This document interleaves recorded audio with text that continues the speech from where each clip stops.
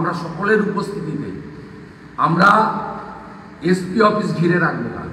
সন্ধ্যে 6টায় ভোট শেষ হওয়ার পরে আমরা মেদিনীপুর শহরে ঢুকবো এবং ঘিরে রাখবো। আপনাদের মাধ্যমে মমতার পুলিশকে সতর্কবার্তা দিলাম।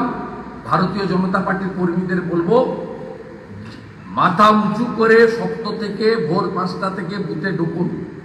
বিরোধী দলনেতা আপনাদের সমস্ত দায় দায়িত্ব নিচ্ছে, আর যাদের নিয়ে গেছে তাদের যদি না ছাড়ে সম্মানের সঙ্গে জামিন করাবো, পুলিশের বিরুদ্ধে রিট করাবো এবং সংশ্লিষ্ট পুলিশ আধিকারিকদেরকে উচিত শিক্ষা দান করার করবো। এরকম বহু কাজ 3.5 বছর আমি করেছি, আগামী দিনেও এটা করব। আমি আপনাদের মাধ্যমে সমস্ত মেদিনীপুর উপনির্বাচনে যারা সভাপতি, শক্তিকেন্দ্র প্রমুখ, সম্ভাব্য পোলিং এজেন্ট, কর্মী সমর্থকদেরকে, প্রার্থী, ইলেকশন এজেন্ট, ইলেকশন ম্যানেজমেন্টে যারা আছেন সকলকে বলছি।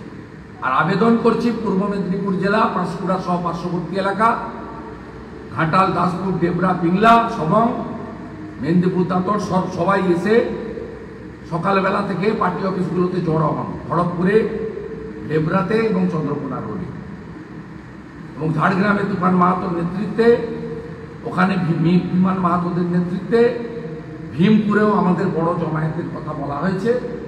আমরা কালকে ছাড়ব না, গণতন্ত্র রক্ষা করার এক লড়াইতে আমরা শেষ পর্যন্ত লড়ব এবং এতে প্রতিরোধ করব।